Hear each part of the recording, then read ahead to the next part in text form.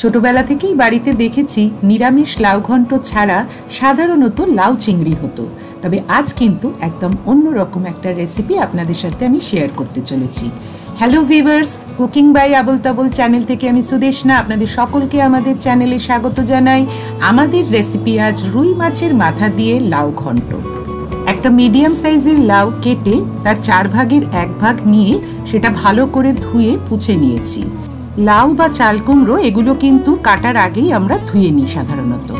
এবার এর খোসাটা ছাড়িয়ে নিচ্ছি। খোসাটাও কিন্তু ফেলে দেবার নয়। সর্ষে শুকনো লঙ্কা ফোড়ন দিয়ে খুব সামান্য একটু হলুদ আর নুন মিষ্টি দিয়ে ভাজা ভাজা করে নিয়ে লাস্টে পোস্তর দানা ছড়িয়ে দিলেই রেডি লাউয়ের খোসা ভাজা। লাউটা এবার এইভাবে কেটে নিচ্ছি। এই রান্নাটার পেছনে খুব ছোট্ট একটা গল্প আছে। একদিন কলেজ থেকে আমার এক বান্ধবীর সাথে তার বাড়িতে গেছি। কাকিমা মানে বান্ধবীর মা রান্না করছিলেন। উনি আমাকে বাটিতে কিছুটা তরকারি দিয়ে বললেন, এটা খেয়ে দেখতো কেমন লাগে। খেয়ে তো আমার দারুণ ভালো লাগলো, কিন্তু মাছের মাথার সাথে কি আছে সেটা ঠিক বুঝলাম না। কোচানো লাউ একটা পাত্রে ঢেলে নিচ্ছি। কাকিমার কাছ থেকে পরে জানলাম যে ওটা লাউ। আর কাকিমার হাতে সেই দিন প্রথম আমি রুই মাছের মাথা দিয়ে লাউয়ের ঘন্ট খেয়েছিলাম। মিডিয়াম সাইজের 2টো আলু ভালো করে ধুয়ে পরিষ্কার করে নিয়ে খোসা ছাড়িয়ে এরকম একটু বড় করে ডুমো ডুমো করে কেটে নিচ্ছি। একটা বড় মাপের পেঁয়াজ এইভাবে স্লাইস করে নিচ্ছি। পেঁয়াজ খুব পাতলা করে কাটার দরকার নেই, বরং একটু মোটা মোটা করে কাটলেই ভালো হবে। আলু আর পেঁয়াজ কাটা কমপ্লিট হয়ে গেছে। একটা রুই মাছের মাথা 2 ভাগ করে পরিষ্কার করে নিয়ে নুন হলুদ মাখিয়ে নিয়েছি। ফোড়নের জন্য নিয়েছি 1 টিস্পুন জিরে, একটা শুকনো লঙ্কা, একটা তেজপাতা, 1 টুকরো দারচিনি আর 3টে ছোট এলাচ। রান্নার বাকি ইনগ্রেডিয়েন্টসগুলো হলো রসুন বাটা, আদা বাটা, পরিমাণ মতো সল্ট, হলুদ গুঁড়ো, কাশ্মীরি লাল লঙ্কার গুঁড়ো, ভাজা জিরের গুঁড়ো, একটা টমেটো আর 3টে কাঁচা লঙ্কা। এবার একটা কড়াইতে সর্ষের তেল গরম করে নিয়ে মাছের মাথাটা প্রথমে ভেজে নিচ্ছি। মাছের মাথাটা কিন্তু খুব ভালো করে ভেজে নিতে হবে।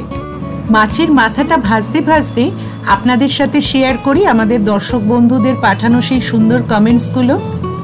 এগুলো আমাদের কাছে খুবই মূল্যবান, কারণ এই সব কমেন্টসগুলো আমাদের মনের জোর বাড়ায় আর নতুন নতুন কাজ করার জন্য অনেক উৎসাহ দেয়।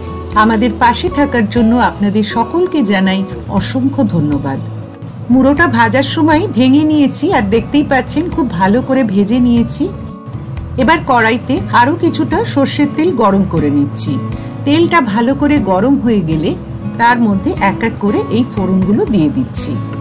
রান্নাঘরে যারা নতুন তাদের জন্য বলি, তেল ভালো করে গরম করে নিয়ে তবেই কিন্তু ফোড়নটা দিতে হবে, তা না হলে কিন্তু ফোড়নের ভালো গন্ধ বেরোবে না। কেটে রাখা আলুর টুকরোগুলো এবার দিয়ে দিলাম। আলুগুলো কিন্তু লাল করে ভাজার দরকার নেই, একটু নাড়াচাড়া করে নিয়ে কোচানো পেঁয়াজটা দিয়ে দিলাম। পরিমাণ মতো সল্ট অ্যাড করলাম। এবার আলু আর পেঁয়াজটা একসাথেই ভেজে নিচ্ছি।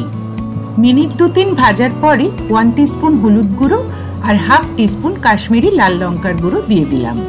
আগেকার দিনে এখনকার মতো কিন্তু এত কাশ্মীরি লাল লঙ্কার গুঁড়ো ইউজ হতো না, এটা আপনারা চাইলে দিতেও পারেন নাও পারেন। এবার 1 টেবিল স্পুন আদা বাটা দিয়ে দিলাম আর দিলাম 1 টিস্পুন রসুন বাটা। আদা আর রসুন বাটা খুব ভালো করে কষিয়ে নিচ্ছি। আদা আর রসুন বাটা কিছুক্ষণ কষিয়ে নেবার পরে কেটে রাখা টমেটো আর চেরা 3টে কাঁচা লঙ্কা দিয়ে দিলাম। সামান্য একটু জল দিয়ে ভালো করে মশলাটা কষিয়ে নিচ্ছি। মশলাটা ভালো করে কষানোর ফলে যখন কাঁচা গন্ধটা চলে যাবে তখন কুচিয়ে রাখা লাউটা দিয়ে দিলাম। আলু, পেঁয়াজ, টমেটো ও বাকি মশলার সাথে লাউটা কিছুক্ষণ নাড়াচাড়া করে নেব। কমেন্ট সেকশনে কিন্তু আপনারা জানাতে পারেন যে আপনাদের কার কার বাড়িতে এই পদ্ধতিতে রান্নাটা হয়ে থাকে। এবার রান্নাটা মিনিট 5-7 জন্য ঢাকা দিয়ে করছি।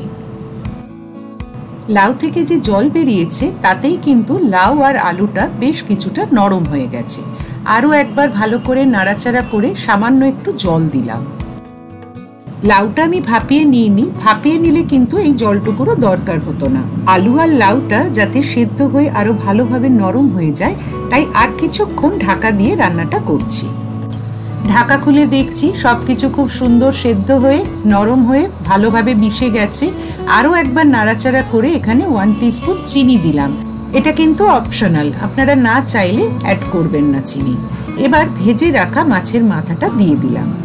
ভাঙা মাছের মাথার টুকরোগুলো খুব ভালো করে লাউয়ের সাথে মিশিয়ে নিচ্ছি।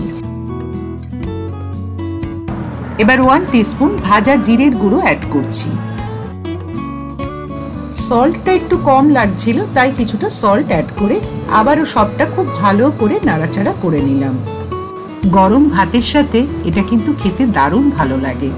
এবার বলি, ভিডিও দেখে ভালো লাগলে প্লিজ লাইক, কমেন্ট ও শেয়ার করবেন। আর যারা আমাদের চ্যানেল এখনো সাবস্ক্রাইব করেননি তারা প্লিজ সাবস্ক্রাইব করবেন। আর পাশে থাকা বেল বাটনটি অবশ্যই প্রেস করবেন, যাতে যে কোনো নতুন ভিডিও নোটিফিকেশন সবার আগে আপনার কাছে পৌঁছে যায়। সবাই ভালো থাকবেন। Thank you.